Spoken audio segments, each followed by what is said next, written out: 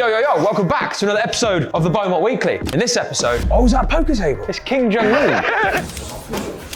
We're not getting the views that we want. Turning over £25,000 a month. They've regulated it so much. This is what happens. If you're new to the channel, then we are Beaumont Partners, a property development business. We do projects like this, big commercial to residential site, 22 residential apartments. Every week we vlog what it's like to run this kind of business behind the scenes. So make sure you enjoy the episode and subscribe.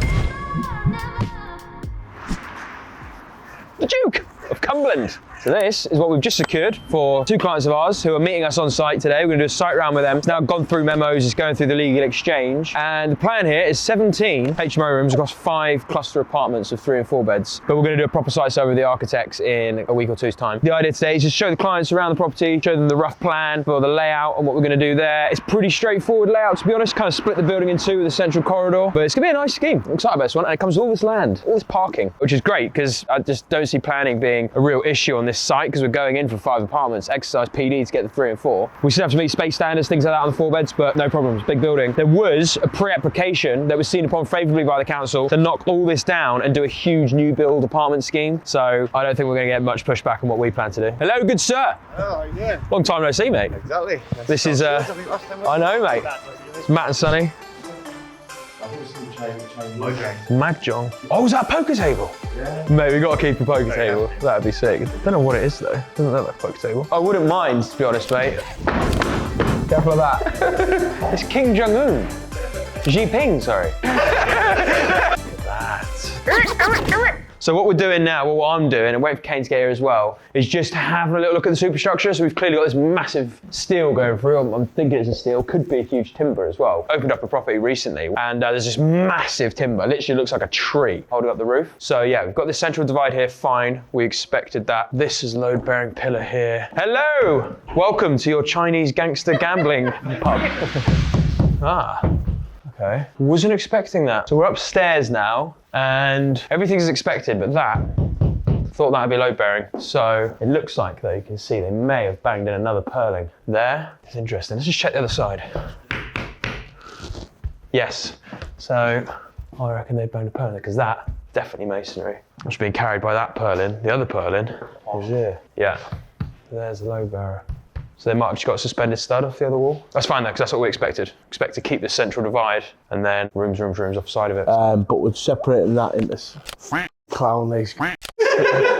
There's enough gas coming in. Obviously, we just need to split that into separate meters and separate. There's 50 mil feed coming in. Obviously, it depends on how much is coming in, but it looks good enough. Lecky's, there's only 2 feeds of 240 coming in. Might need a bit more, but we just need to get it designed, spec'd up. You see the water down there? Couldn't, to be honest, mate. You turned it on yesterday, so it should be drained. Oh, there's some pump. Yeah, it's still wet down there. I've had the right water through. So. Oh, is it? Yeah. Like I say, it's just finding the water table, that's all it is. So the reason there's discoloration everywhere is because it's just cold. Moisture, and when the moisture's in, it's not getting out. I've realised going down the stairs, because there's that little access back there. Oh yeah, so you can have an independent ground floor. Yeah, well, we just reshuttered them stairs, put little dowel bars in, and put them, shape them back up nicely, maybe get some nice capping stone. To be honest, like you said, we can speak to Carl and he can drop that to a certain extent. The problem is obviously you're imposing a load on the gable, where it's got equal buttress on the internal to counteract that weight. But look, that's what we pay structural engineers for, isn't it? So, just tell us what to do. Cracking by, everyone.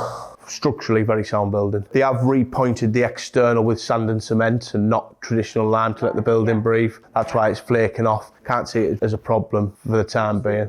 Yeah, exactly that. There's a bit of localised repointing to be done. We'll do that in lime so it's correct. Because obviously with solid stone walls it wants to breathe naturally. But anyway, with the thermal upgrade, because this is highly likely to be solid, well it is, we'll put a gyp liner frame around the perimeter anyway, which will introduce a cavity and let any moisture dissipate within that. So we've decided we can get rid of these stairs, which is great. So now we've done a bit of playing around. We've double checked the proposed plans that we had in our head. The issue with these stairs is this is the centre of the building. There's a masonry wall. We don't want to mess around with this wall. And if we wanted to keep these stairs in situ for the circulation of the whole building, then we'd need a circulation area here to run the stairs around and through, or pull out these stairs and just re-kite them more centrally to save on that circulation area. But we've got a nice touch here with a blanked off door down the bottom. There is a little staircase just here. that gives access to the rear yard. So what we can do instead is sack off these stairs, reinstate the floor, save a lot of circulation downstairs and on this floor. And then we'll just keep a lobby area here effectively. And it just means that the upper flats can only access their units from the rear rather than from the main entrance on the ground floor, which would just be for the ground floor. That'll save us a lot of circulation and just give us better room sizes. So that's a nice little touch. Check the loft as well. Everything's good there. We'll be able to drop this down a good foot or two. There's a lot of build up in that floor, which we can probably make more efficient. It was used as a weed grow, so they've done quite a lot of work to the floor. And we'll definitely be able to bang 4 small dormers on there. Don't even need a dorm on the other side and we'll still get our 4 rooms. The plan will work. And Kane's happy with the condition of the building. It's just annoyingly this generator, which is used for the sump in the basement, doesn't come with the property. So we have to get something in here to make sure the water doesn't build up. But we are on a hill and it slopes down, so the water table's not too high. Floods about that much. And the basement we're gonna blank off anyway, but we don't want a load of moisture build up. Rear yard wise, have a look at this. Yeah, there's massive scope here to still do extensions and all kinds of works if we wanted to, but there's an element of keep it simple, stupid with this and keep it internal fabric of the building, no groundworks or enabling works, so stay away from that. Just the loft structure, which we do all the time, nice and straightforward. You with me? Mate, are you joking me? Are you kidding me? Honestly. Have you got the subbies yet for these bike-lets or not? Yes and no, really. But obviously everyone's the same, just tell me when it's close at the time. Can't book people in now because everyone's got flat out, so... So what you're going to need, say 2 weeks notice to cleanse, something like that? Yeah.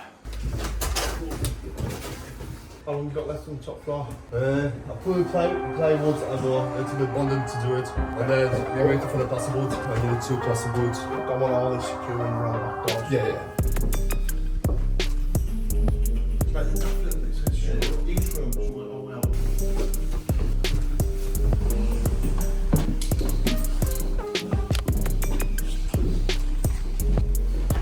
After you've done all the main bits, just do a bit of tea. Like that one here, yeah. But we're going to do a plastic this after. Alright,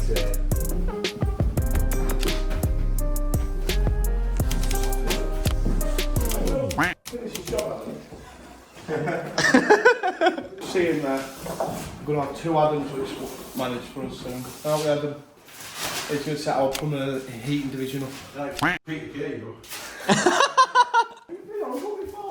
You told me it's ready. Everything's here. I've turned up for 2 days and it's not ready. You were back Thursday, Friday? When? This week? But I've been told. Who's been like you? Stop like that stuff. Job done. So do I. So do I. Stop holding it up then. Behind this, like this. It could be. All the toilets and basins are in apart from ones that are not here. What's missing? Just the toilets. Then he's going to do the cladding, then he's going to jump back up at the patch plastering. Ideal, yeah. Let's get these doors closed in some as well. Do some overtime for me. Good lad. You don't give up, is it? Yeah, that's fine. Well, I don't need you. I'll leave you for a few days. Been here 2 weeks, you don't look no different. Supplier has let us down. Price lad on site, delivery ticket never come back into the office. Assured it was all on site, ready for the lad to go. Lo and behold, started today, missing 2 trays and 2 screens.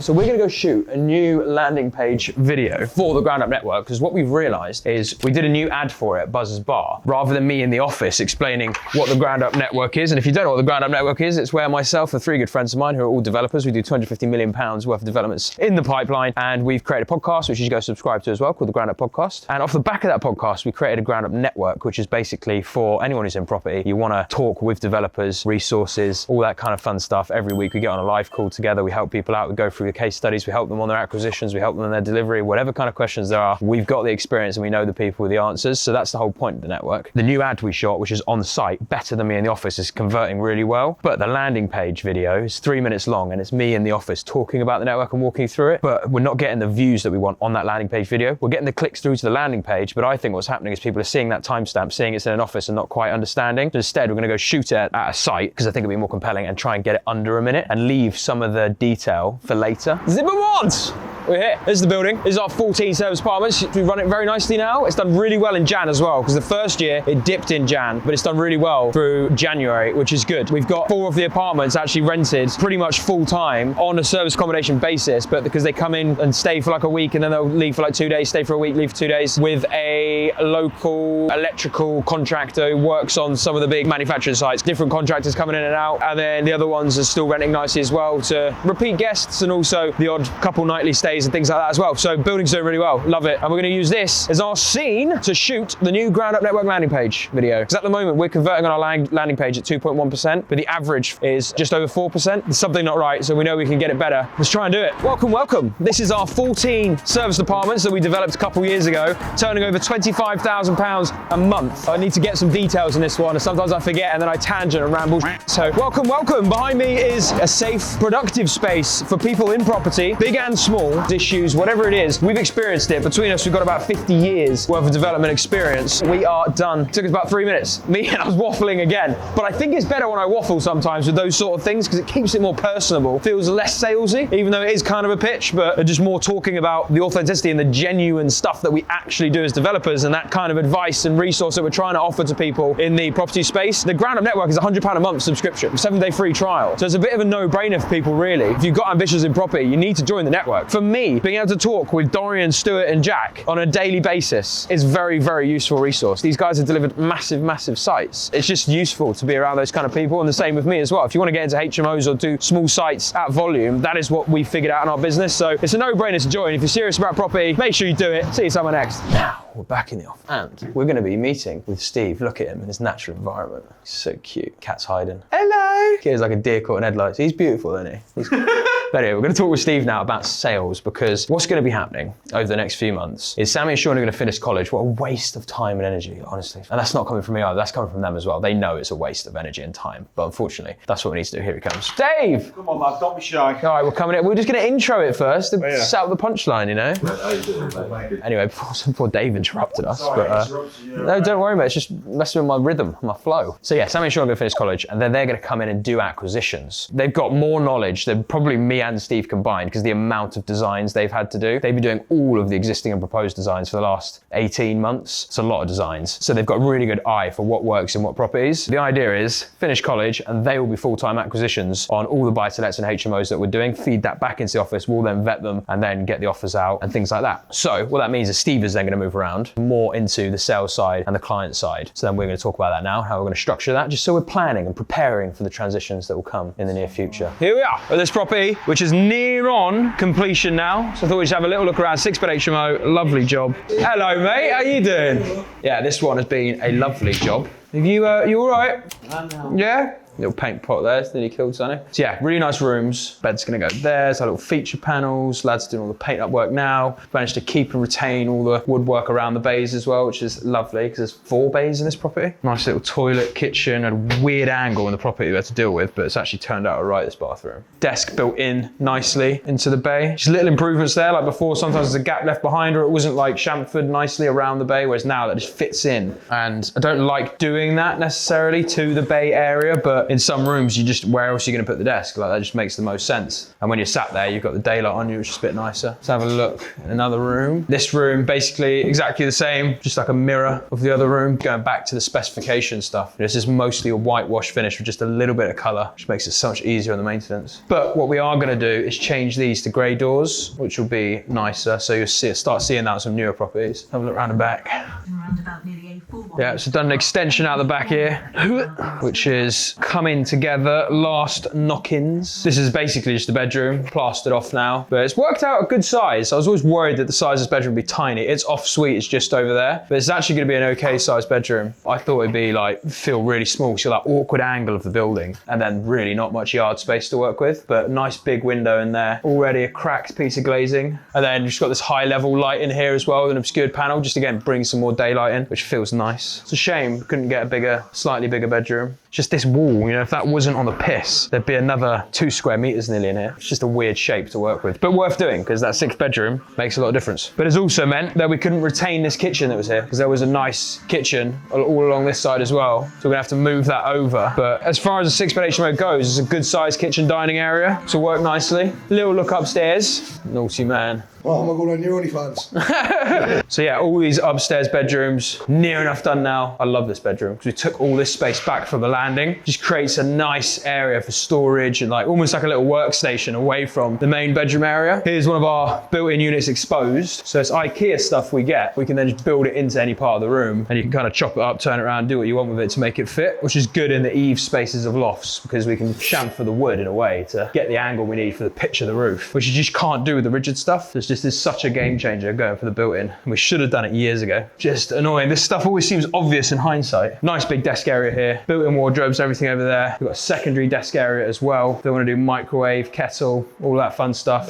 And then their bathroom through there. The quality of this, that's just so nice for people to live in. I just see so much online and people say HMOs, they're awful for people with greedy, scummy landlord and all that stuff. And it's just like, you don't understand, like this is quality accommodation for people because it's frugal, because it's about 400 quid a month cheaper than renting a crappy local studio apartment or one bed apartment, if you can even find them on the market. And then on top of that, you're not having to furnish it. So you literally walk in, same day, you can start using it, which is just such a difference. And no utilities and bills. They don't have to worry about signing up to any of those contracts and those terms and things like that. We obviously get a massive saving on our utility bills because we're with a packaging company where we're their biggest landlord, so we can save on our kilowatt hours and things like that. This is a great offering for tenants. I wish it wasn't this way though. You know, I wish we were building enough quality accommodation that you didn't need HMOs and we could just focus on apartments and houses and other stuff. But they regulate it so much that it's so hard to build houses and apartments. And the bureaucracy around planning constraints and environmental this, environmental that, just everything that comes with it. This is what happens. When governments and regulators infiltrate too much of the free market responds and finds solutions, and this is one of those solutions. I don't want young people to be living in HMOs, but that is a much better option than them either having to live with their parents and not being able to freely kind of move to new areas for job opportunities and other things. But also a lot of this stock just sits here and does nothing because in quite a few of these towns now, the older generation that owns the stock's no longer working in these areas and no one locally has enough money to do up the properties. So investors come in who have the money and look for the yield, will do up the properties, bring more workers to the area, that builds the economy and more people make more money. That's the thesis on how it should work economically over time, which is why HMO areas are quite dense in like working areas and student areas and things like that, because those local people don't necessarily have the money to do it, but other investors can come in and do that and help raise the standard of living. And that's why I like HMOs, to